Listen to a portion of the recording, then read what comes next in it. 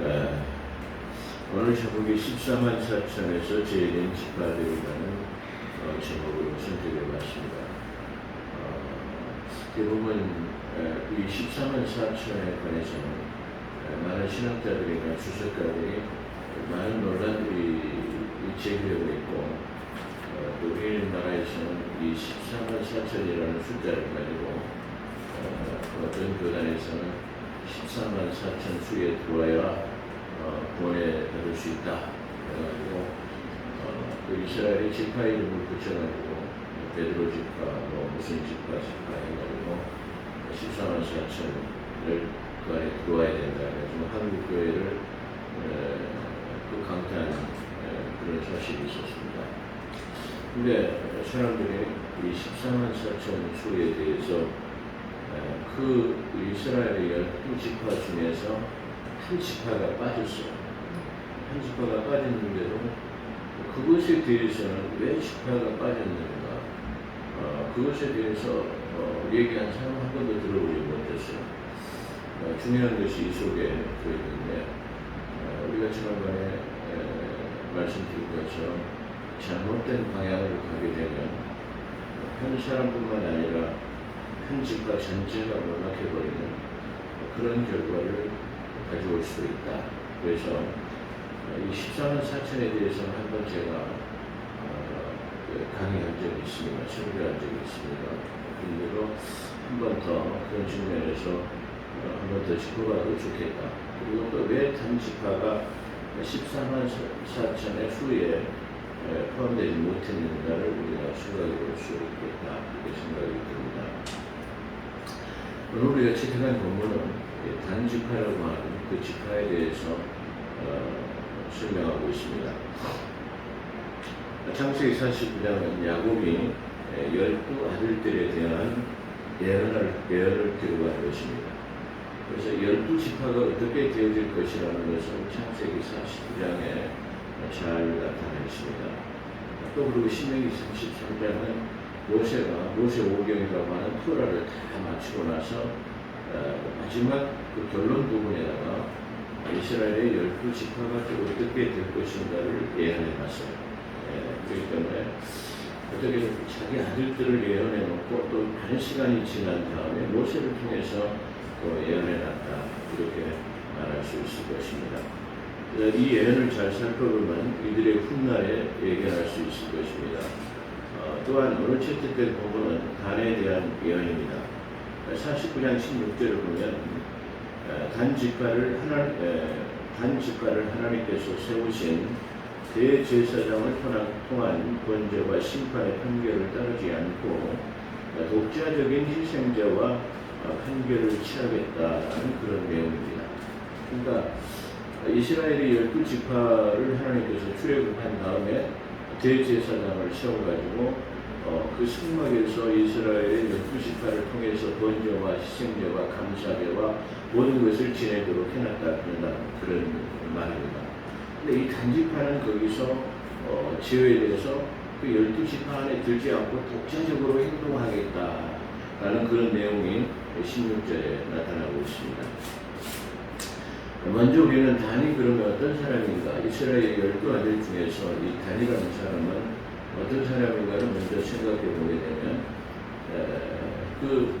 야곱은 자기가 사랑하는 아내 라헬과 결혼을 했어요. 그래서 밤에 결혼을 하고 면박을 취하기 때문에 자기 신부를 정확히 모르죠. 신부화장을 했고, 그렇기 때문에. 자고 일어나 신방을 치르고 자고 일어나 보니까 라헬이 아니고 라헬의 언니였던 레아가 들어와 있는 것입니다. 자기 삼촌에는 항의하죠. 나는 라헬을 좋아해서 결혼했는데 어떻게 레아를 친방에다 들여보낼 수가 있느냐 그랬습니다. 그랬더니 자기 삼촌이 말하기를 우리 지방에는 동생이 먼저 결혼하는 관례도 없다. 그래서 언니가 먼저 해야 되고 그 다음에 동생이 해야 되는 그런 관례 때문에 그렇게 했다. 네가 정작 라헬을 얻으려면 또 7년간을 봉사해라. 그렇게 해서 다시 7년간을 봉사하기로 하고 라헬과 결혼을 했습니다. 근데 그래서 이게 본의 아니게 레아를 먼저 본처로 얻게 된 이 야곱은 라헬만을 사랑하니까 하나님께서 보시기에 참 레아가 불쌍해 보였어요. 그래서 하나님께서 레아의 태를 여셔가지고 먼저 라헬을 깊이 사랑하지만 아이의 잉태는 레아가 먼저 하게 됐습니다. 그래서 이 레아는 첫 번째 아들 시므온을 낳게 되고 또 두 번째 아들 시므온을 낳게 되고 또 세 번째 아들인 레이를 낳게 되고 네 번째 아들인 유다를 낳게 됐어요. 그런데 그때까지 네 아들을 낳을 동안에 라헬은 아이를 낳지 못했어요. 그래서 라헬이 인간적인 방법으로 내가 내 종인 비란을 갖다가 내 축으로 줄 테니까 이를 통해 가지고 잉태해서 아이를 낳게 해서 그 아이를 내 무릎에 앉게 하라, 내 자녀로 삼게 하라, 그런 뜻이죠. 그래서 그 비라를 갖다가 축으로 줬는데 이 비라가 그냥 종이었죠. 라헬이 종이었는데 비라가 야곱의 축으로 지으리라 낳게 된 아들이 바로 이 단입니다. 이 단은 다섯 번째 아들이 되었어요. 묘하게도 다섯 번째 아들이 되었던 사람이 단이고 또한 다섯 번째 아주 특이한 그리고 종의 소생을 통해 가지고 이 탄생되어진 아들이다. 그렇게 우리가 먼저 생각해 볼 수 있는 대목이다. 그러니까 레아도 아니고 라헬도 아닌 종의 소생을 통해 가지고 태어난 아들이 다섯 번째 아들이 바로 이 단이었다는 것을 먼저 얘기할 수 있을 것입니다. 두 번째로는 이 단은 나중에 그래서 16절에서 말한 것처럼 그는 이스라엘 전체의 번제와 희생제를 정해진 제사장과 장소에서 드리지 않고 독자적으로 자기들끼리 판결하고 심판하겠다. 그리고 독자적으로 하나님을 예배하겠다라는 예언이 16절에 있었습니다. 두 번째로는 이가 길가 풀섬에서 또아리를 들고 독사가 되어서 지나가는 사람의 발목을 물어뜯어서 실족해 한다라고, 다시 말하면 사탄의 하수인 같은 역할을 하게 된다는 것이 오늘 본문에 나타나고 있습니다. 두 번째로는 신명기 33장 22절에 보면 단은 사자새끼 바산에서 뛰어나올 것이다 그랬습니다. 바산은 팔레스틴에서 가장 비옥한 곳, 가장 기름진 꼴이 많이 나오는 것으로서 어떤 짐승이든지 아주 신생 짐승으로 길러내기를 잘하는 그런 것이 바로 바산의 쉽게 말하면 바산산 짐승들. 그러니까 말이 됐든 양이 됐든 사자가 됐든 하여튼 바산에서 나오는 모든 짐승들은 신생, 그리고 발육이 잘 된 아주 강한 짐승들을 만들어내는 것인데 이 단을 갖다가 바산에서 나오는 사자 새끼와 신생 사자의 새끼와 같다. 사자의 새끼라고 하면 점점 그가 강성해지면 더 신생 사자가 된다라는 의미를 가지고 있는데 우리가 성경에서는 사자를 무엇으로 표현하고 있냐 그러면 우는 자를 삼킬 자를 두루 찾아 찾는 사자를 말하죠. 그래서 사탄이 다시 말하면 자기 삼킬 자, 약한 자를 찾고 다닌다는 사실을 우리에게 나타내고 있는 대목이다. 그래서 단지파는 이렇게 독자적인 하나님을 예배하지 아니하고 자기의 판결을 자기 지파대로 하고 그 다음에 길섬에서 독사가 또아리를 들고 있다가 지나가는 사람 발목을 딱 물어뜯어서 실족해하는 그런 지파가 될 것이라는 지금 예언을 우리가 바라보게 되는데 결론적으로 말하면 이런 지파가 되었기 때문에 그 이스라엘의 환난 시대에 남겨지는 14만 4천 수의 이 단지파가 한 명도 그 숫자에 들어가지 못했다는 것을 나타내고 있습니다. 즉 그래서 두루 삼킬 자를 찾는 우는 사자요 바산에서 나온 사자이다. 바산은 아까 말씀대로 팔레스타인에서 가장 비옥한 목초지라고 에스겔서 39장 18절에서 증거하고 있습니다.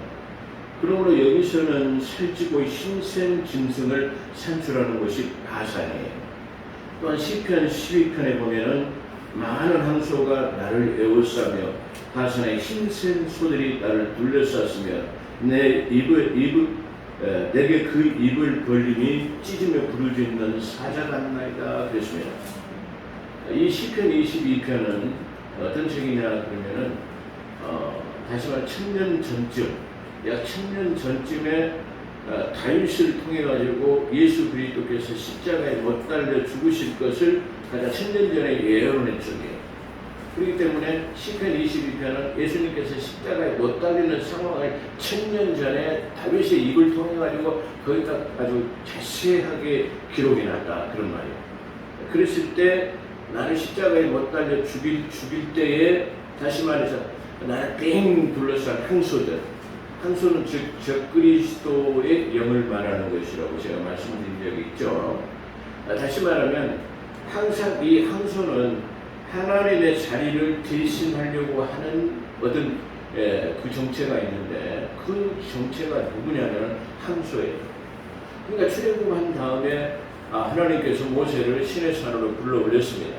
그래서 모세는 시내산에 올라가서 하나님께서 장차 이루실 일들, 그리고 성막을 어떻게 지을 것인가를 하나님께서 어떻게 보면 시뮬레이션으로 그대로 보이셨다. 이렇게 하라, 너는 얼마나 어떻게 하라, 또 제사장의 옷은 어떻게 해라, 이런 모든 것, 그리고 계명 613가지라고 되는 율법과 십계명을 전수받을 때 40일이라는 시간이 필요했어요. 40일 동안이나 시내산에 올라가서 내려오지 않으니까 이스라엘 백성들은 이미 그가 굶주려서 죽었을 것이다.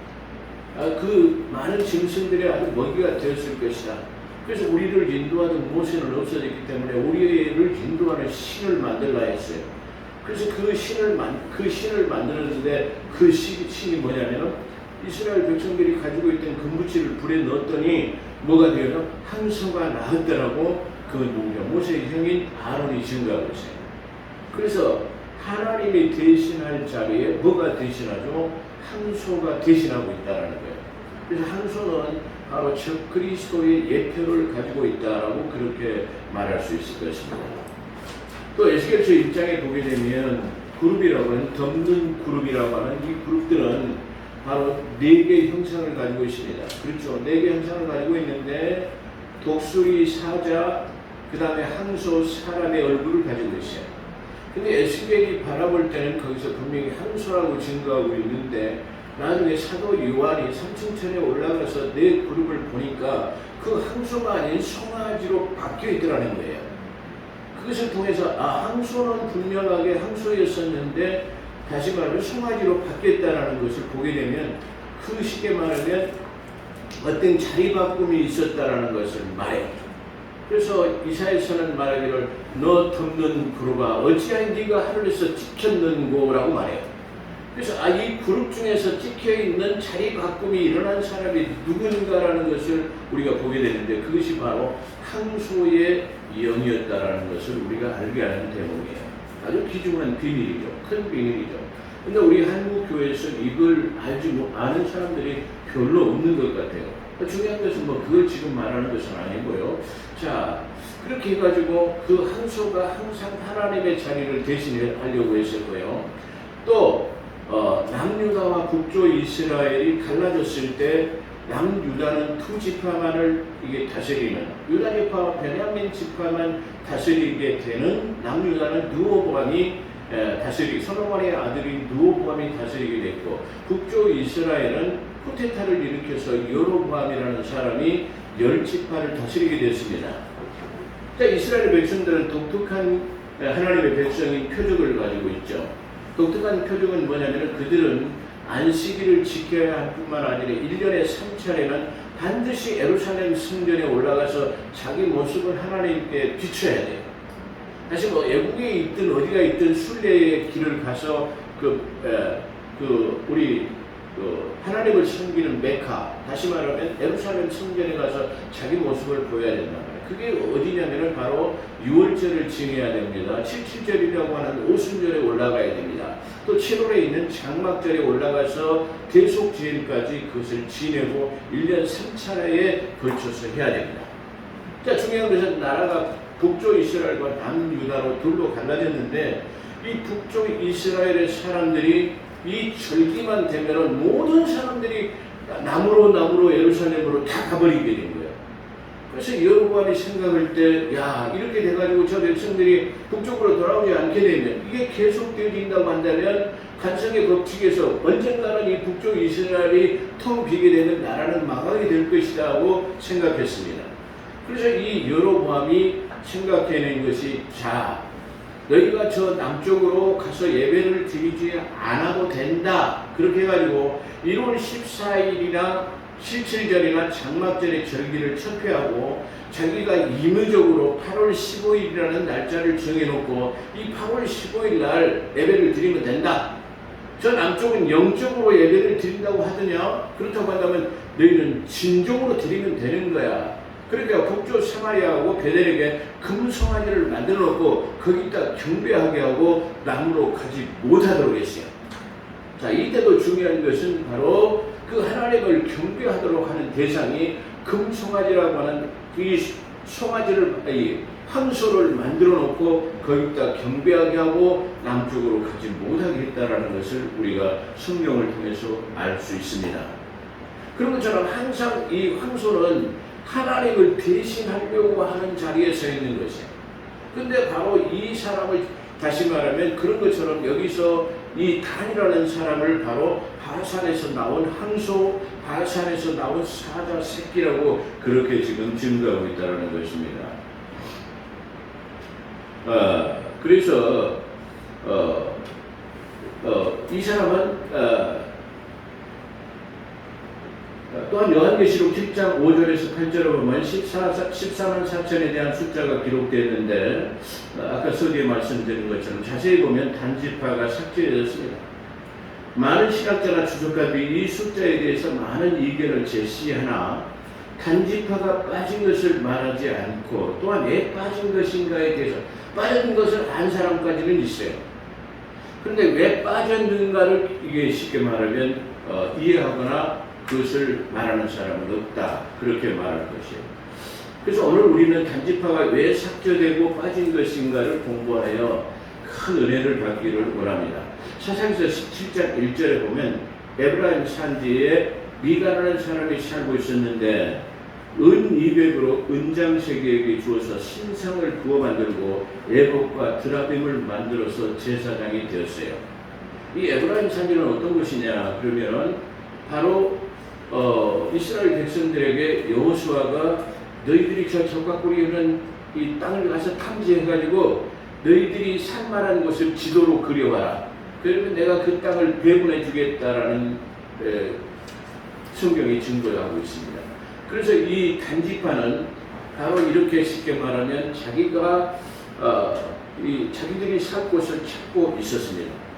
그랬는데 먼저 사상에서 17장은 에브라임이라고 하는 산지에 미가라는 사람이 살고 있었는데 이 사람이 은장세계에 주어가지고 신상을 만들고 에봇과 드라빔을 만들어가지고 제사장이 되었다라고 성경은 증거하고 있습니다.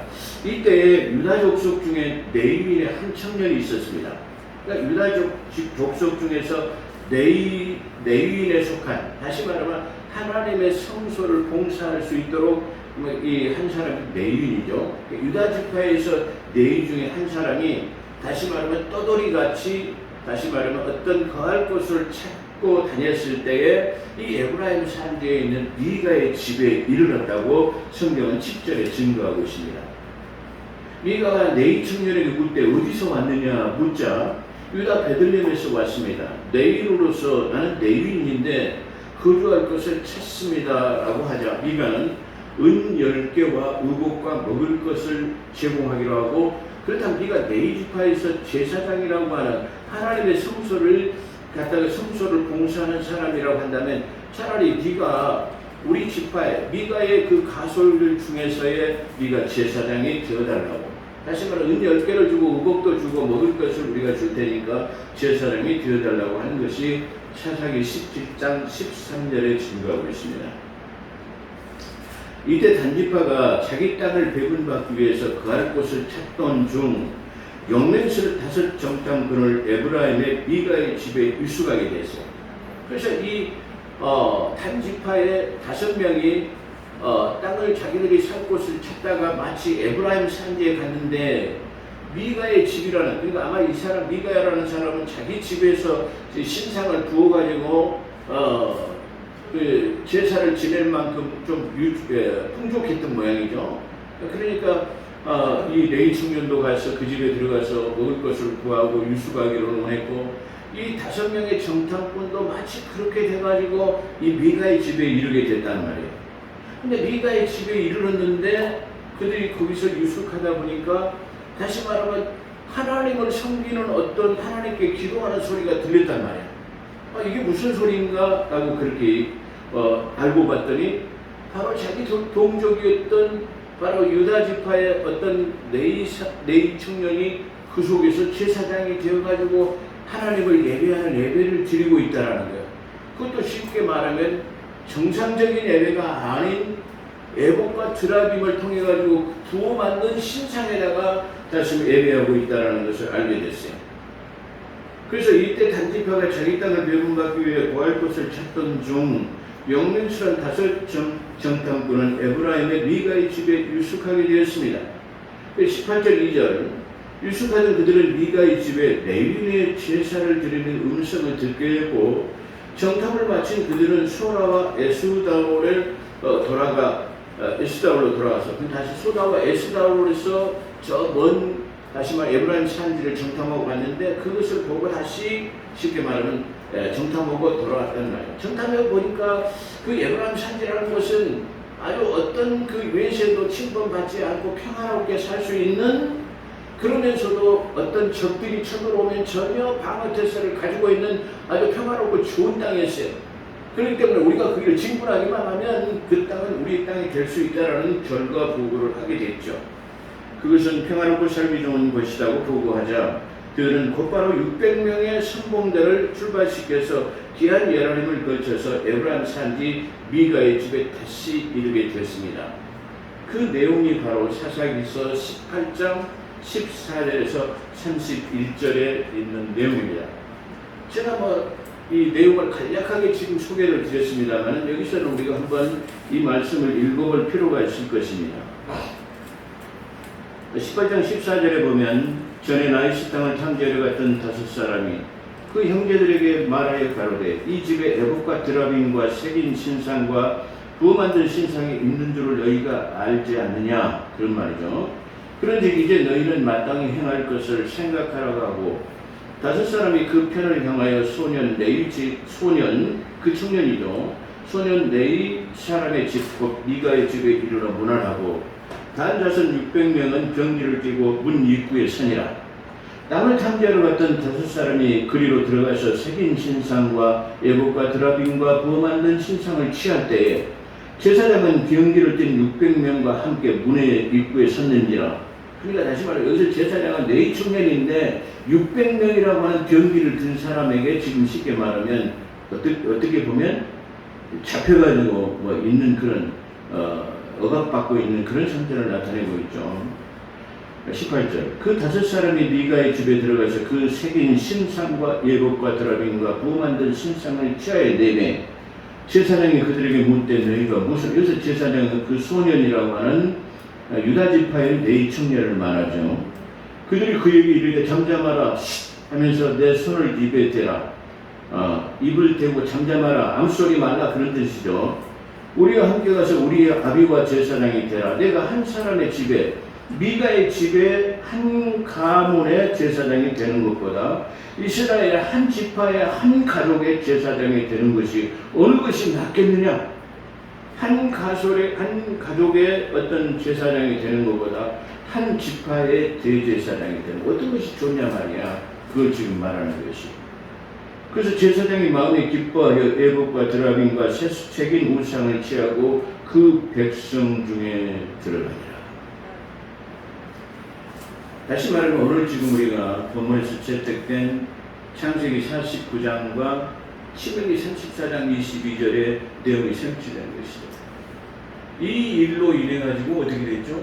이 일로 인해 가지고 다시 말하면 단지파는 자기들만의, 다시 말하면 레위 지파의 대제사 아론의 혈통에 의해서만 제사장이 되도록 만들어 놓은 것을 인력으로 자기의 방법을 통해 가지고 하나님의 법궤가 있는 성전에서 예배를 드리지 아니하고 부어 만든 신상 에봇과 드라빔을 가지고 자기들만의 예배를 드리게 됐어요.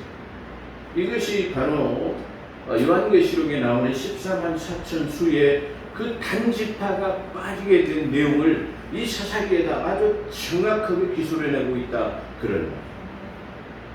왜 사람들이 이 하나님의 말씀을 읽을 때 이 사사기서에 이렇게 정확하게 단지파의 행동에 대해서 기록하고 있는데 그것에 대해서 14만 4천 수에 대해서는 논란의 대상이 되고 많은 얘기가 있습니다.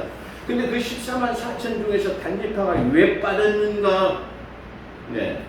왜 단지파에 대해서 예언하는 창세기 49장의 내용과 신명기 33장 22절의 내용에 대해서는 왜 생각해 보지 않은가?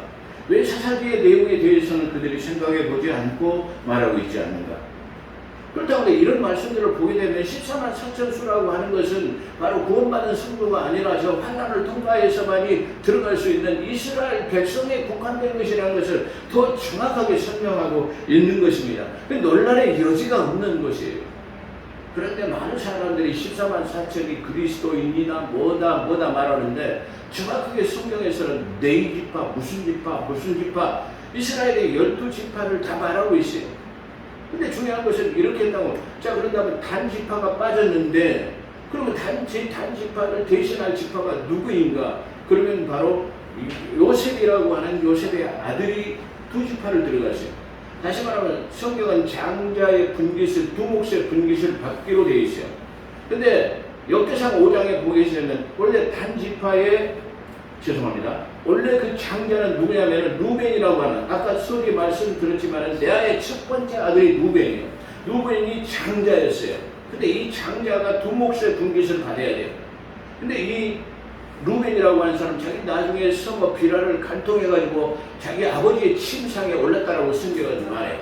그래가지고 그가 장자의 명분에서 벗어나게 됐는데 그렇다면 그 다음에 서열로 바로 유다가 장자가 되어야 되는데 그 명분상 그렇게 되지 아니하고 요셉에게 넘어갔다고 역대상 5장에서 증거하고 있습니다. 그래서 요셉에게 그 두 몫의 장자의 분깃이 넘어갔는데 요셉의 아들 에브라임과 므낫세가 그 두 지파에 들어가게 됐어요. 다시 말하면 단 지파가 들어가지 못한 대신에 에브라임과 므낫세의 요셉의 아들이 두 몫의 분깃을 받게 됐다고 성경은 증거하고 있습니다. 믿음의 사람, 다시 말하면 그 장자의 분깃, 다시 말하면 요셉이라는 사람은 장자가 될 만한 그런 것이 못 됐었어요. 근데 하나님을 철저하게 지키는 사람으로서 그가 장자의 분깃에 올랐어요. 다시 말하면 장자의 몫의 분깃을 요셉이 받게 됐다고 성경은 증거하고 있습니다. 그런 것처럼 우리는 이 지금 14만 4천의 수라는 것을 통해 가지고 역시 우리 집사님 아까 기도하신 것처럼 우리는 세상 속에 살다 보면 여전히 실패할 수밖에 없어서 하나님께로 돌아오지만 돌아왔음에도 불구하고 여전히 나는 내 본성에 의해서 움직이려고 하는 그 고집이 아직이 내 안에 있다는 것을 발견한다.